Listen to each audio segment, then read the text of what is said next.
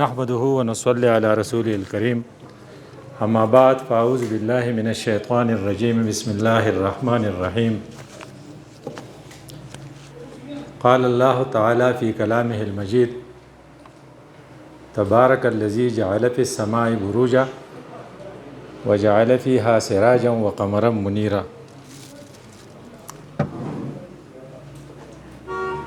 رب اشرح لي صدري ويسر لي امري واحلل عقدة من لساني يفقهوا قولي اللهم ارنا الحق حقا وارزقنا اتباعه وارنا الباطل باطلا وارزقنا اجتنابه۔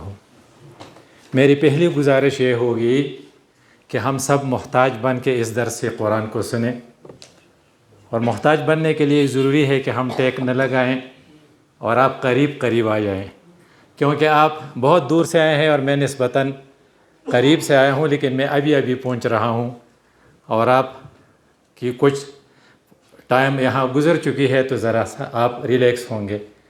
ایک اور بات جو ہے وہ یہ ہے کہ ایک پٹھان، پروفیسر ابراہیم صاحب کو آپ پٹھان نہ سمجھیں، ایک پٹھان آپ سے بول رہا ہے، اور پٹھان بابا جب اہل زبان سے گفتگو کر رہے تھے تو وہ فرما رہے تھے میرا قوم اور میرا قوم، تو اہل زبان نے اسے کہا کہ خان صاحب قوم مؤنث ہے، تو اس نے کہا آپ کی قوم مؤنث ہوگی، میری قوم تو مذکر ہے، تو ہم یہ میرا اور میری والی گنجائش آپ ہمارے لیے چھوڑ دیں گے، اس لیے کہ ہم جتنا بھی کوشش کریں نا تو پٹھانوں کی اردو ہوتی ہے۔ آپ پہلے آپ سے معذرت خواہ ہوں۔ اب اللہ تعالیٰ کے محبوب بندے کون سے ہیں؟ دلاویز شخصیت کے خد و خال یا ایک پسندیدہ شخصیت کے کردار۔ یہ شاعر لوگ جو ہے نا، انہوں نے بہت سے کمپلیکیٹڈ باتیں ہمارے لیے آسان کر دی ہے۔ وہ جو اقبال کہتے ہیں نا کہ بتوں سے تجھ کو امیدیں خدا سے نا امیدی، مجھے بتا تو صحیح اور کافری کیا ہے۔ کوئی ایک بہت بڑا مفہوم ایک چھوٹے سے شعر میں انہوں نے بیان کر دیا، اور یہ بھی انہوں نے جو محبوب شخصیت کے خد و خال کے بارے میں اس کی یہ بات کہتے ہیں فرشتے کہ دلاویز ہے مومن، حوروں کو شکایت کہ کمامیز ہے مومن، ججتی نہیں کنجش کو حمام اس کی نظر میں، جبریل اسرافیل کا صیاد ہے مومن۔ اب یہ کردار اللہ تعالیٰ نے، ایک تو ہے بیسک کریکٹر، بنیادی کردار جو بیس لائن پہ ہوتا ہے نا، اس کے نیچے نگیٹو ہوتا ہے، یہ تو ہم نے ضرور پوری کرنی ہے، اس سے ہماری انٹری ہوگی، کیونکہ آپ کے تعلیمی اداروں سے تعلق ہے، تو یہ جو NDM ٹیسٹ ہوتا ہے نا، یہ وہ لوگ اس کے لیے ایلیجیبل ہوتے ہیں جو FSC میں بایولوجی اور فزکس کیمسٹری کے علاوہ بایولوجی پڑھ چکے ہوتے ہیں، یہ ایلیجیبلٹی ہے، بعد میں انہوں نے ٹیسٹ پاس کرنا ہوتا ہے۔ تو سورہ مومنون میں ہمیں ایلیجیبلٹی کے کریکٹرز یا کردار بتائے گئے کہ قد افلح المؤمنون، پہلی شرط یہ ہے کہ اس فی صلاتہم خاشعون، وہ نماز پڑھتے ہیں بڑی خشوع کے ساتھ۔ الذین هم عن اللغو معرضون، وہ ادھر ادھر سیریس زندگی گزارتے ہیں، ان کے پاس وقت نہیں ہوتا ضائع کرنے کے لیے، لغویات سے مجتنب رہتے ہیں۔ اور اس میں تیسری بات یہ ہے کہ والذین هم للزکاۃ فاعلون، ان کی زندگی زکوٰۃ والی ہوتی ہے، ہر چیز ان کی صاف ہوتی ہے، دولت بھی ان کی صاف ہوتی ہے، کریکٹر بھی ان کا صاف ہوتا ہے، اور لباس بھی ان کا صاف ہوتا ہے، اور اخلاق بھی ان کے صاف ہوتے ہیں، گفتگو بھی ان کی صاف ہوتی ہے۔ للزکاۃ فاعلون، اور ان کے اندر 6 ڈسپلن ہوتا ہے، وہم لفروجہم حافظون، وہ سیکسولی پرورٹڈ نہیں ہوتے۔ اور پھر انہوں نے اس کے بعد بتایا کہ والذین هم لاماناتہم وعہدہم راعون، اپنی امانات اور عہد کا خیال رکھتے ہیں۔ یہ بیسک کریکٹرز ہیں، اس کے ذریعے تو ہماری انٹری ہو گئی۔ اب اگر آپ مزید کچھ کرنا چاہتے ہیں، PhD لیول پہ جاتے ہیں اور کہتے ہیں فرشتے کی دلاویز ہے مومن، دلاویز شخصیت بننا چاہتے ہیں، تو اس کے لیے نام رکھا ہے ٹاپک عباد الرحمن۔ انہیں یہ فلوس کے بندے نہیں ہوتے، پیسوں کے عباد الفلوس، یہ لکشمی دیوے کے بندی نہیں ہوتے، اور یہ پوسٹوں کے طالب نہیں ہوتے کہ ہمیں اگر سینیٹک کی ممبری مل جائے تو ہم جیت جائیں گے۔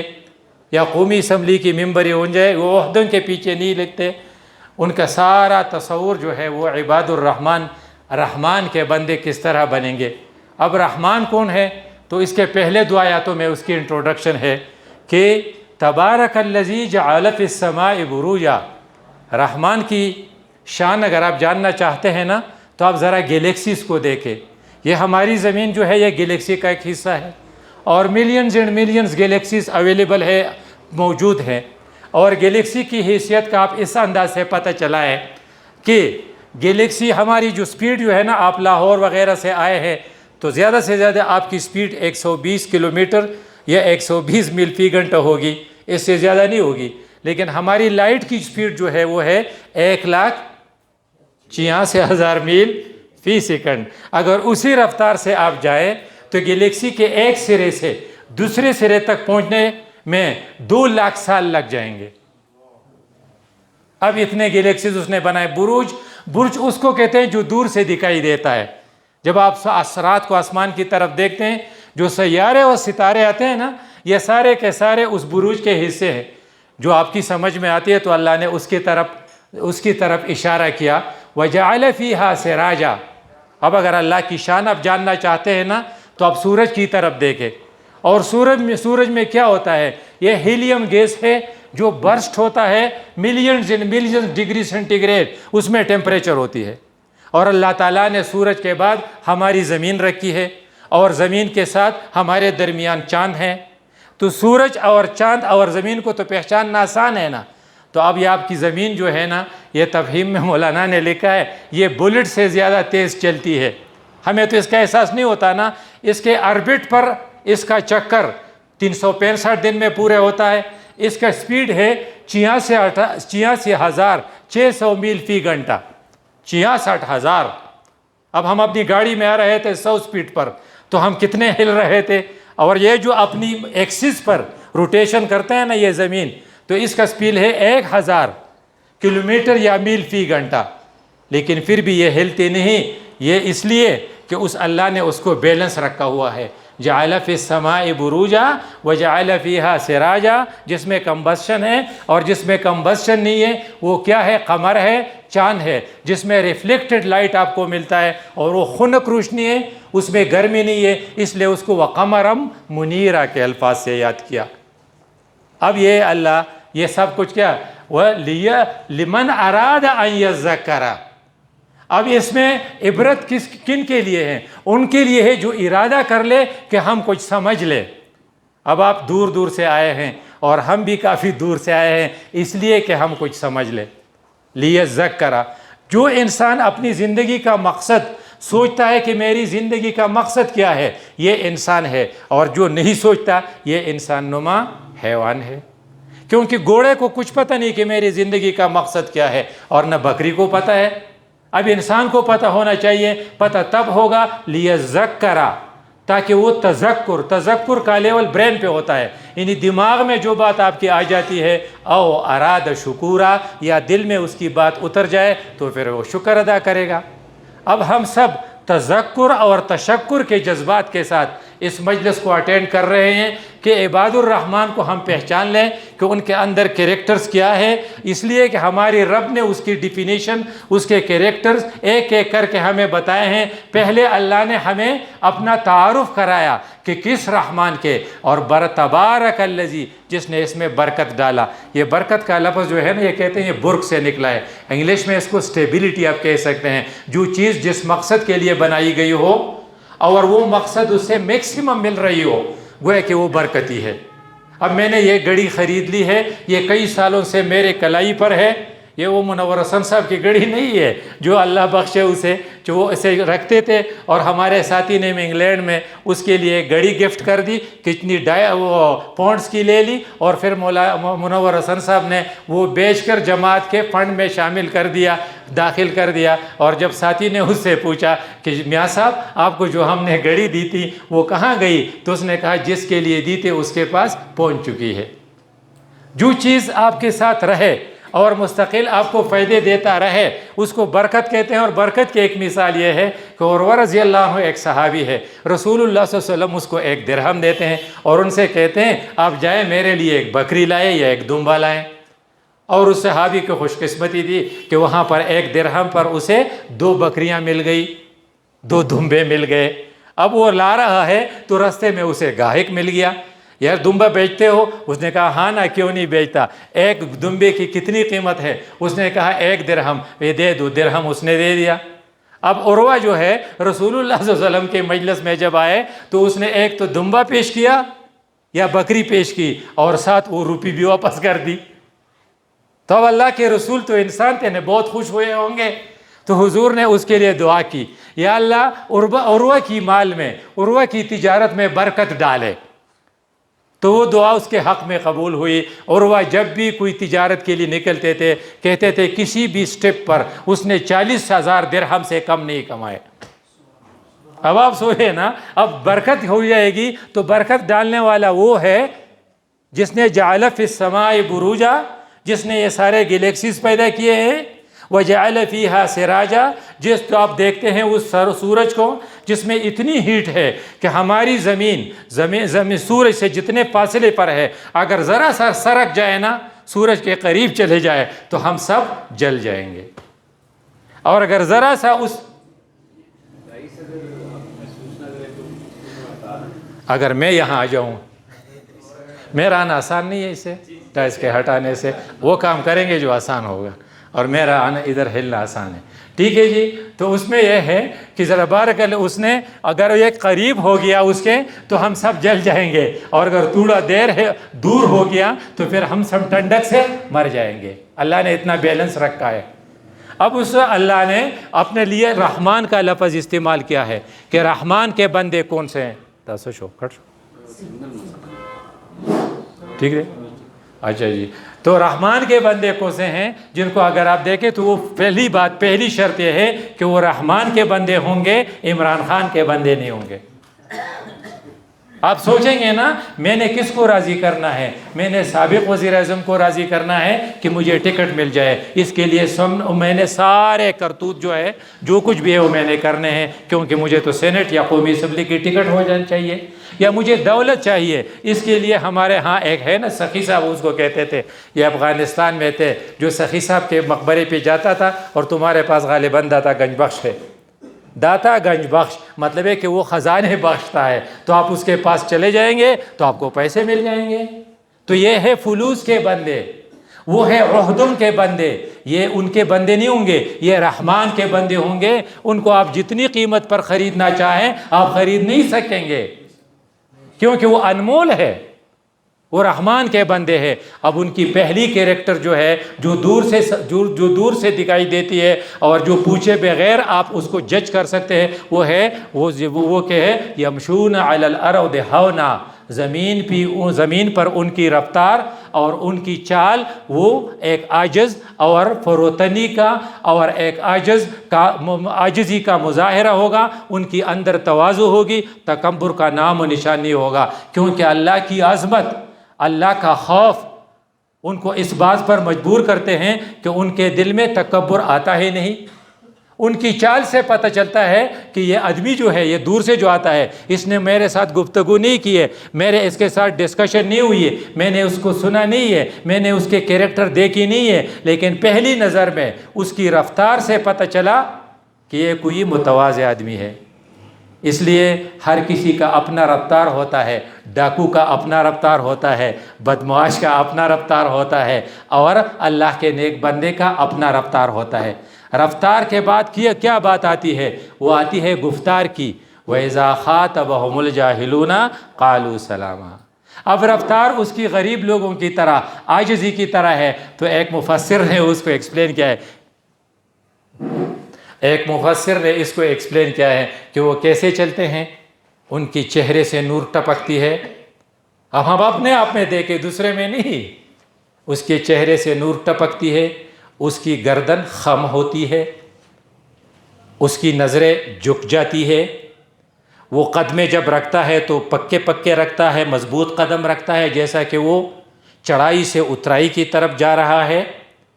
اور وہ اپنی لگن میں مگن ہوتا ہے، کیونکہ بامقصد زندگی ہے نا، تو بامقصد زندگی کے لیے اس کو فضولیات کے لیے اس کے پاس ٹائم ہی نہیں ہے، اپنی لگن میں مگن ہوتا ہے۔ اور پھر جب چونکہ وہ اپنے لگن میں مگن ہے تو آگے کیا ہوگا؟ اذا خاطبہم الجاہلون قالوا سلاما۔ اگر کوئی اس کے پروگرام میں رکاوٹ ڈالنا چاہے، کیونکہ یہ کیا ہے، دائی کی زندگی گزار رہا ہے، اس کی زندگی کا مقصد تیری دین کی سرفرازی میں، اسی لیے یہ آگے آپ اگر میرے ساتھ میں اس لیے کیونکہ میں تو اہل زبان نہیں ہوں نا، میں اس لیے نمازی، میں اس لیے مسلمان، میں اس لیے نمازی۔ تو اب یہ ہے اس کا جو ہے قول نا، اس کے قول سے سلام ٹپکتا ہے، جو وہ سلام جو حضرت ابراہیم علیہ السلام نے اپنے ابا جان سے کیا کہا تھا؟ سلام علیک ساستغفر لک ربی انہ کان بی حفیہ۔ یہ سلام کا لفظ ہمارے ساتھ جا رہا ہے، یہاں بھی اذا خاطبہم الجاہلون قالوا سلاما۔ رسول اللہ صلی اللہ علیہ وسلم نے بھی فرمایا کہ من بدأ بالسلام فقط برئ من الکبر، غرور سے وہ بری ہو گیا جس نے سلام سے اپنی کام کی ابتدا کی۔ حضور نے بتایا جب گھر میں داخل ہو کر اپنی بیوی بچوں پر سلام ڈالو تو تم اللہ کی حفاظت میں رہو گے، اور یہ نمازیں وغیرہ، یہ روزے وغیرہ یہاں رہ جائیں گی، لیکن سلام جنت میں بھی ہوگا، کیونکہ وہ کیا ہے، وہاں پر ان کی گفتگو جو ہوگی عربوں میں جنت میں، وہ سلام قولا من رب الرحیم۔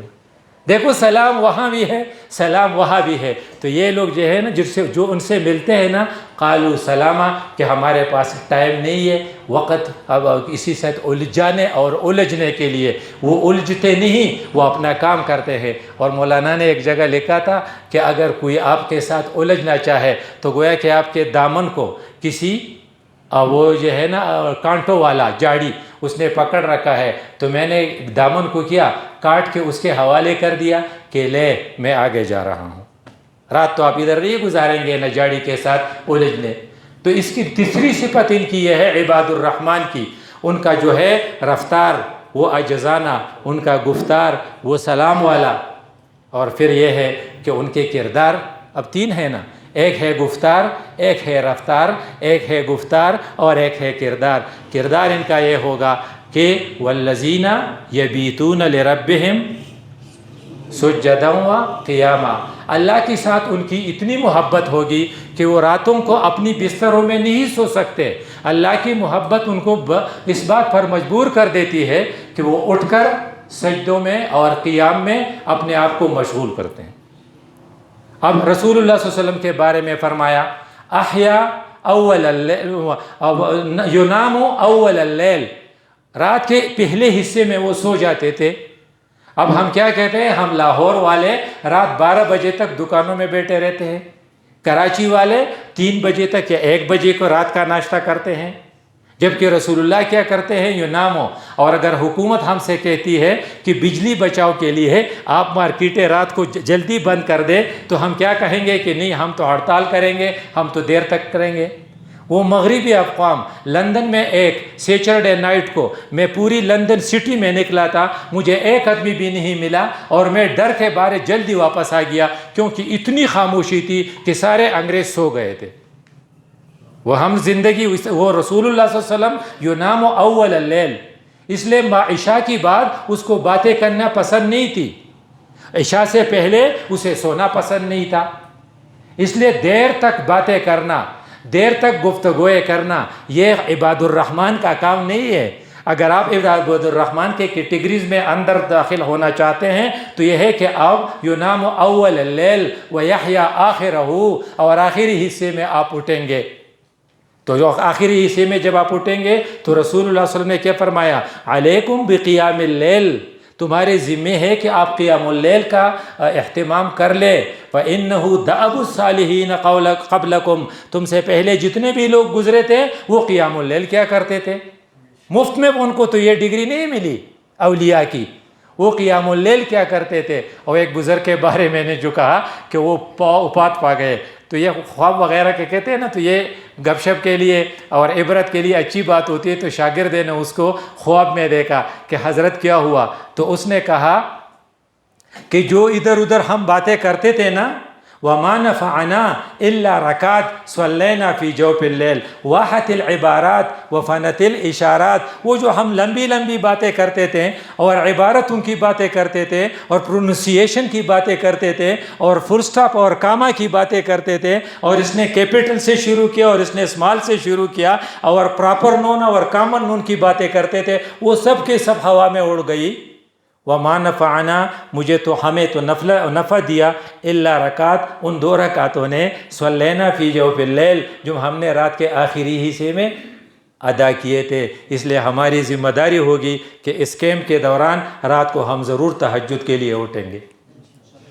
یہ ہے نا، اس سے ہمیں پتہ چلے گا کہ واقعی ہمیں ٹریننگ مل رہی ہے۔ تو ٹریننگ میں یہ بھی ایک بات ہے کہ یبیتون لربہم سجدا وقیاما، یہ ان کی نکٹرنل ایکٹیویٹیز، رات کی ایکٹیویٹیز۔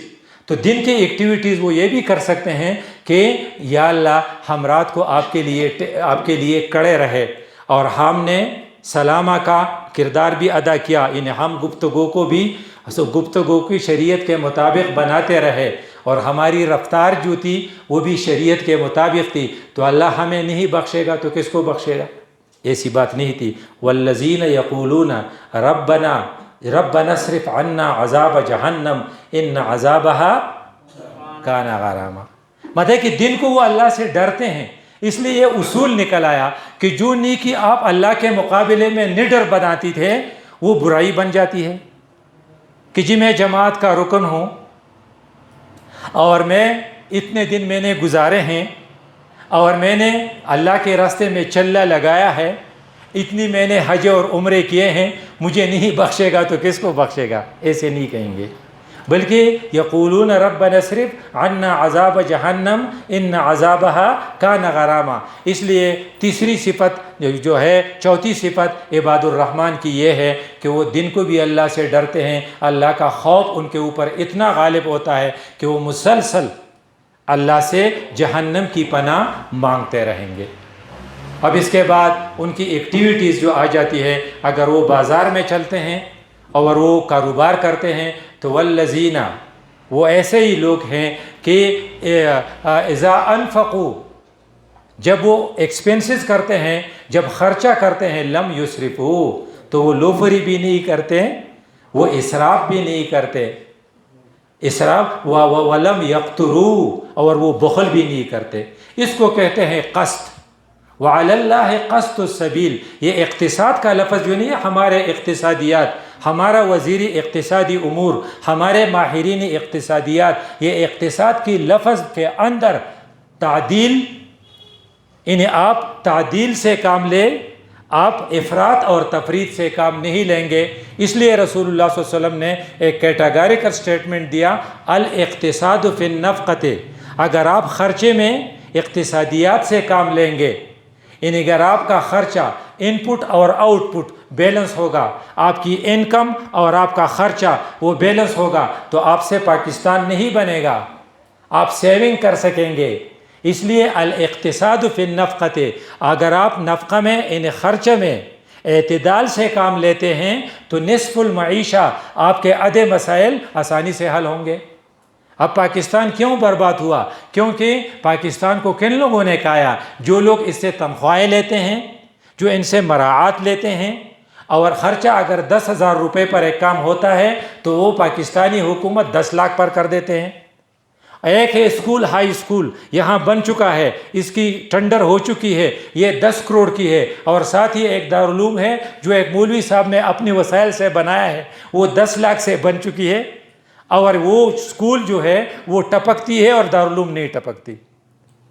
کہتے ہیں اس کا سریہ یہ ہے، اس کے ٹھیکیدار نے یہ کیا ہے، اس لیے کہ خرچ زیادہ کرتے ہیں اور ان کی انکم کم ہوتی ہے، اور جن لوگوں کی خرچہ زیادہ، انکم کم، تو ان کے معاشی مسائل گمبھیر ہوں گے۔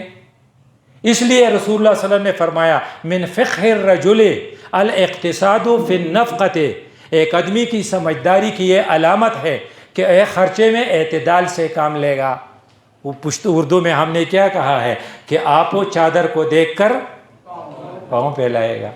جب یہ چادر کو دیکھے بغیر، اب افغانستان کا حکمران چادر کو دیکھ کر پاؤں پہ لاتا ہے تو کبھی پیاز کے ساتھ پانی کھانا کھاتا ہے اور کبھی سبزی کے پاس، اور آپ جو ہے بغیر روسٹ کے کچھ کھاتے ہی نہیں۔